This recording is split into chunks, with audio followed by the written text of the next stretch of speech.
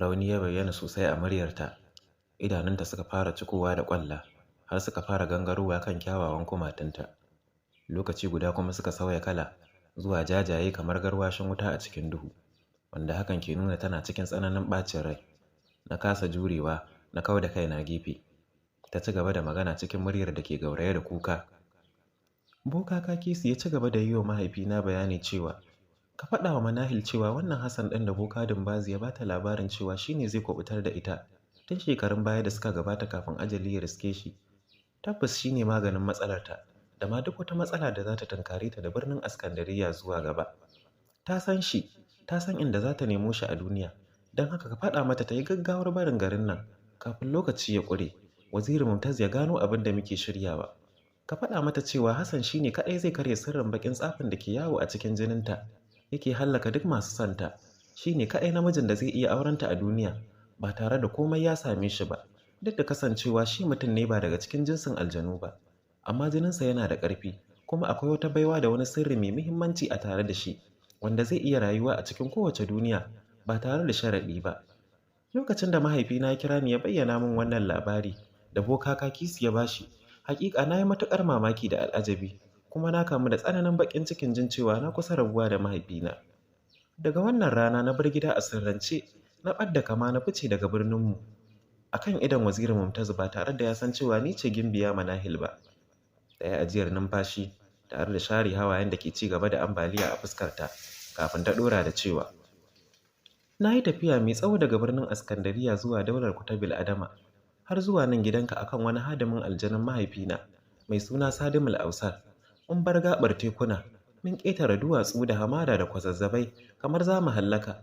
Hakika haɗuwa da kai ba al'amari ba ne mai sauƙi a gare ni, saboda girman buƙatar da na zo maka da ita. Ta gyara zama, tana yi min wani murmushi da na kasa gane manufarsa. Ni ko na kasa motsi, kamar gunkin zamanin Larabawan jahiliya. A gefe guda kuma ina jin kamar tausayinta yana neman kwantar da zuciyata ƙasa warwas. Ba ni ce na amince da kaina na zaɓe ka ba, Alhassan. Hakika alƙalman ƙaddara ne suka zaɓe ka, tun kafin a haife ka aka rubuta cewa kai ne kaɗai a cikin bil'adama za ka iya tsallake shingenmu, ka karya tarihin masarautarmu, ka riƙe zoben sarautar mahaifina, ka zama sarkin babbar daular birnin Askandariya mai ɗauke da aƙalla aljanu guda miliyan 350 idan har ka amince. Sai a wannan lokaci na samu damar zabura kamar wanda aka tsorata. Hakika wannan kalamai na Gimbiya Manahil sun yi min nauyin da ƙwaƙwalwata ba lallai ta iya ɗauka ba. Jikina ya yi laƙwas kamar an jiƙa tsumma, na dinga kokawa da numfashina da yake ƙoƙarin suɓucewa huhuna. Ni kuma? Sarkin aljanu kamar a cikin hikayoyin labarin da nake rubutawa na almara? Wannan wani al'amari ne mai kama da tatsuniya. Anya kuwa ni Hassan ɗin kike nema? Na yi wata dariya ta rashin sanin makama. Gaskiya ba ni ba ne. Wannan nauyin da kika zayyana min ba zan iya ɗaukar shi ba, domin ni ba kowa ba ne face marubuci. Ba ni da wata baiwa bayan wannan, kuma ban taɓa ji ko a labari cewa ɗan adam ya auri jinni ba. Dan Allah ki rufa min asiri, kada ki jefa ni a hallaka. Ta sake miƙo hannunta, ya sauka akan kafaɗata. Na ji wannan sanyin nutsuwar yana mamaye jikina kamar ɗazu. Launin idanunta suka dawo kore, masu taushi kamar itatuwan damina. Kada ka ji tsoro mana ya kai namijin duniya.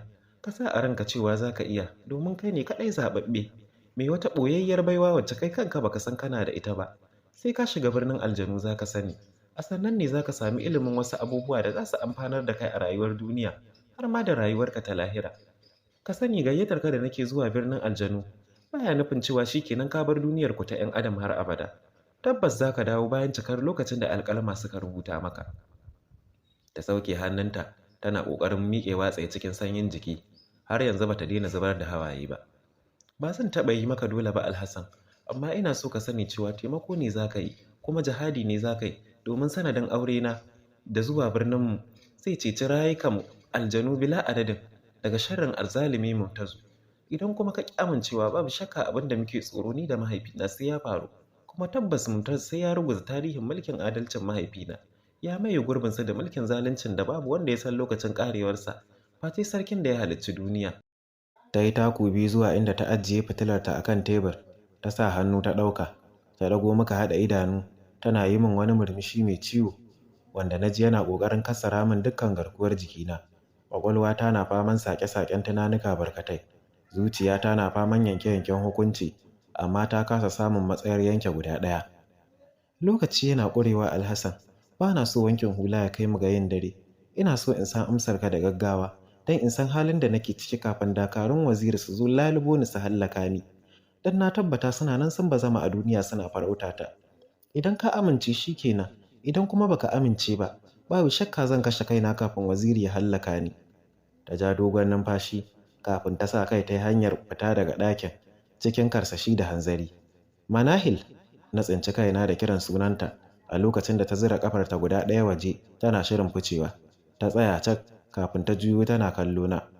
Na tattaka zuwa gare ta, na sa hannu cikin jin tsananin tausayinta da ke faman gudun wuce sa'a a cikin zuciyata. Na share mata hawayen da ke zuba a idanunta. Na kama hannayenta guda biyu na riƙe ina jinjina su cikin nawa na ce, na amince zan yi wannan jihadi. Zan biya miki buƙatar ki da yardar Allah, ko da hakan yana nufin zan rasa rayuwata. Maza ki bani umarnin abin da zan fara yi yanzu. Kina cikin amincewata. Manahil ta buɗe baki da hanci tana kallo na da mamakin abin da nake faɗa kamar a mafarki, duk da ni kaina ban san lokacin da nake furtawa ba. Sai dai na yi imani cewa duk abin da nake furtawa daga can ƙasan zuciyata kalaman suke fitowa. Cike da tarin ƙarfin gwiwa nake jin zan iya yin wannan kasadar ɗaukar dala babu gammu. Ban yi aune ba na ji Manahil ta faɗo jikina, saboda farin ciki ta rungume ni tana cewa, Ubangijin sammai da ƙasa ya jiɓanci lamuranka ya kai namijin duniya. Dama tuni alƙalma sun bayyana cewa ba za ka taɓa tsallakewa ƙaddararka ta aure na ba, har ma da zuwa birninmu na aljanu, ka zama gagarumin sarkin da babu kamar sa a jinnu. Abu na farko da za mu fara yanzu shine ziyartar bakin katangar bangon duniya na yamma, domin mu haɗu da wani babban malami na addininku, wanda shi ne zai shiryar da kai bisa turbar wannan gagarumin aiki da ke gabanka. Shi nake so ya ɗaura mana aure tun kafin mu kai ga isa birnin Askandariya. Ina so mu shiga ni da kai a matsayin miji da mata. Na sake ƙamewa kamar hoto, ina kallon bakinta a lokacin da ta janye jikinta daga cikin nawa. Bangon duniya fa kika ce Manahil? Bangon duniya, ta amsa min tana jijjiga kai. Ta yaya za mu iya zuwa bangon duniya Manahil? Ta yi wata 'yar dariya, haƙoranta suka yi haske falau kamar an yi walƙiya ta ce, kada ka dami ya kai masoyina kuma angona na gobe. Hakika za ka ga tarin abubuwan mamaki da al'ajabi a wannan tafiya da za mu yi ni da kai. Ina so ka sani cewa zuwa bangon duniya a lokaci irin naku na 'yan adam kimanin tafiyar shekara 140 ce akan doki ko raƙumi, amma a wajen mu aljanu ya danganta da lafiyar mu da ƙarfin gudun da muke iya yi a sararin samaniya. Ina mai tabbatar maka cewa a cikin kwana ɗaya da wuni ɗaya jal, Sadimul Ausar zai sauke mu a wajen, domin yana da sirrin ɗaurin ƙasa sosai na rage nisan tafiyar kwanaki zuwa 'yan sa'o'i. Jinjina mata kai kawai nake, zuciyata na wasi. Wai wannan wani irin lamari ne haka yake faruwa da ni, kamar a cikin littafin Iliya ɗan mai ƙarfi. Dama duk abubuwan da nake iya rubutawa da karantawa a littafin wasu marubuta yana faruwa a gaske? Ƙwarai yana faruwa Alhassan. Ai duk labarin da kaga Allah ya baiwa wani hikimar rubutawa, to tabbas ya faru a gaske. Masu rubutun maimaitawa kawai suke yi. Ta faɗa ta da yi min wani murmushi na musamman, yayin da ta ɗora tafin hannunta na dama daidai saitin zuciyata. Har yanzu akwai kokwanto da wasi a tare da kai ya kai masoyina, amma da sannu za ka daina. Ba mu da sauran lokaci, maza mu tafi zuwa ga Sadimul Ausar domin fara wannan tafiya. Ta ja hannuna muka nufi hanyar fita daga gidan. Ko da muka iso bakin ƙofa, sai kawai na gani da ita mun zama haske, mun ratsa ta cikin ƙofar mun wuce, ba tare da mun zare sakata ba. Hakanan kuma ruwan saman da yake zuba har yanzu, ko ɗaya bai sauka akan jikina ba, kamar yadda ita ma baya sauka a jikinta. Ƙirjina ya dinga bugawa daf. Wai da gaske tafiyar nan za mu yi? Anya ko ban yi kasada ba? Muna fita ƙofar gida na sake cika da tsananin mamaki da tsoro da kuma al'ajabi, saboda abin da na gani. Har na yi ƙoƙarin bincike hannuna daga riƙon da Manahil ta yi min, amma na ji ta riƙe ni gam, na kasa ƙwacewa. Wani shirgegen muridin aljani na gani, mai siffar batoyi, wanda girmansa ya cika sama da ƙasa ainun, har sai da tsawonsa ya cike fiye da rabin unguwar. Yana da manya-manyan fakafakai barkatai ba adadi, ga rafkeken kai da jajayen ido kamar garwashin wuta. Yana wani kalar gurnani, tartsatsin koriyar wuta na fitowa daga cikin haƙoransa. Yana arba da mu ya wata girgiza, yana miƙo kansa ga gimbiya Manahil. Ta miƙa hannunta akan fuskarsa, tana shafa shi yana limshe idanu. Manahil ta dube ni a lokacin da ta fuskanci babu shakka ina cikin firgici ta ce, kada ka ji tsoro ya kai masoyina, Ka saki jikinka, wannan hadiminka ne zuwa nan gaba, amma a yanzu hadimina ne, shi ne aljani Sadimul Ausar, hadimin da ya ɗauko ni daga can fadar birnin Askandariya ya kawo ni zuwa nan gare ka. Ku danna subscribe sannan ku danna ƙararrawar sanarwa domin samun nishaɗantuwa da mu a kowane lokaci.